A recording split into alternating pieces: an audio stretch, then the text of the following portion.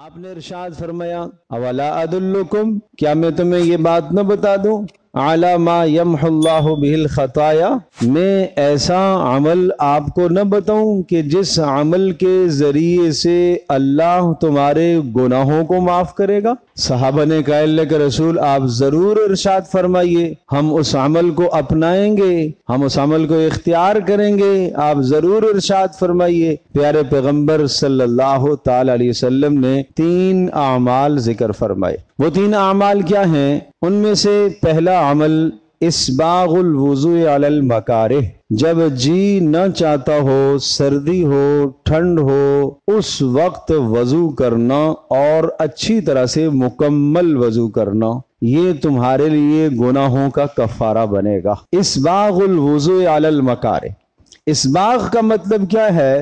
مکمل طور پر وضو کرنا، نہ اس میں کمی ہو نہ اس میں زیادتی ہو۔ وضو میں کمی کیا ہے کہ اعضاء صحیح طرح سے نہ دھل پائیں، یہ وضو میں کمی ہے۔ اتنا جلدی وضو کیا کہ سنتیں ادا نہیں ہوئیں، یہ وضو میں کمی ہے۔ اس قدر جلدی کی کہ ایڑیوں کا کوئی حصہ خشک رہ گیا، یہ وضو میں کمی ہے۔ اور فرمایا ویل للاعقاب من النار، ایک مرتبہ ایک غزوے سے سفر سے آپ کی واپسی ہو رہی تھی، کچھ لوگوں نے آگے جو ہے وہ وضو کر لیا، آپ علیہ السلام سے پہلے ایک پانی پر پہنچ گئے اور عصر کا وقت قلیل تھوڑا رہ گیا تھا، غروب آفتاب ہونے والا تھا، تو ذرا جلدی لوگوں نے وضو کر دیا، ایڑیاں کچھ کی خشک رہ گئیں اور خشک ایڑی دور سے چمکتی ہوئی نظر آتی ہے۔ صحابہ کہتے ہیں کہ تلوح اعقابہم، ان کی ایڑیاں خشک ہونے کی وجہ سے چمک رہی تھی، نظر آ رہی تھی۔ رسول اللہ صلی اللہ علیہ وسلم نے کہا ویل للاعقاب من النار، تباہی ہے ایسی ایڑیوں کے لیے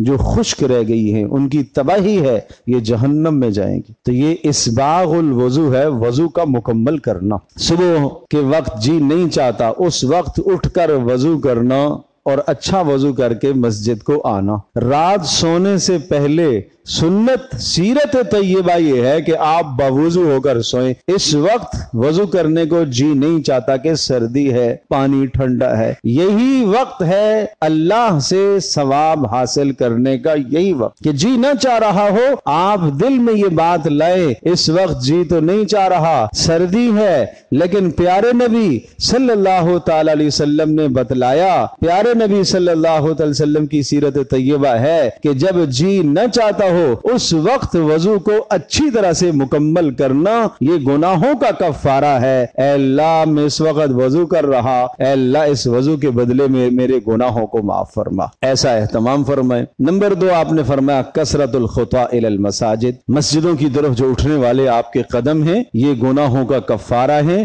یہ آپ کے گناہ معاف ہونے کا ذریعہ بنیں گے۔ اور نمبر 3 آپ علیہ السلام نے ارشاد فرمایا وانتظار الصلاۃ بعد الصلاۃ، ایک نماز کے بعد دوسری نماز کا انتظار کرنا۔ یہ جو آپ بیٹھ جاتے ہو، ابھی نماز کا وقت باقی ہے اور انتظار میں جو آپ بیٹھے ہیں، یہ وقت بھی نماز میں شامل ہے اور اس وقت آپ کے گناہ معاف ہو رہے ہیں، اللہ کے درجے بلند ہو رہے۔ تو یہ 3 اعمال بتلائے کس چیز کے لیے؟ 3 اعمال جو آپ کے گناہوں کا کفارہ بنیں گے۔ نمبر 1 اسباغ الوضوء علی المکارہ، جب جی نہ چاہتا ہو اس وقت وضو کرنا، سردی اور شدید ٹھنڈ ہو اس موقع پر اچھی طرح سے وضو کرنا۔ نمبر 2 مساجد کی طرف اٹھنے والے قدم، اور نمبر 3 ایک نماز کے بعد دوسری نماز کا انتظار کرنا۔ یہ 3 اعمال کیا ہیں؟ یہ آپ کے گناہوں کا کفارہ بنیں گے۔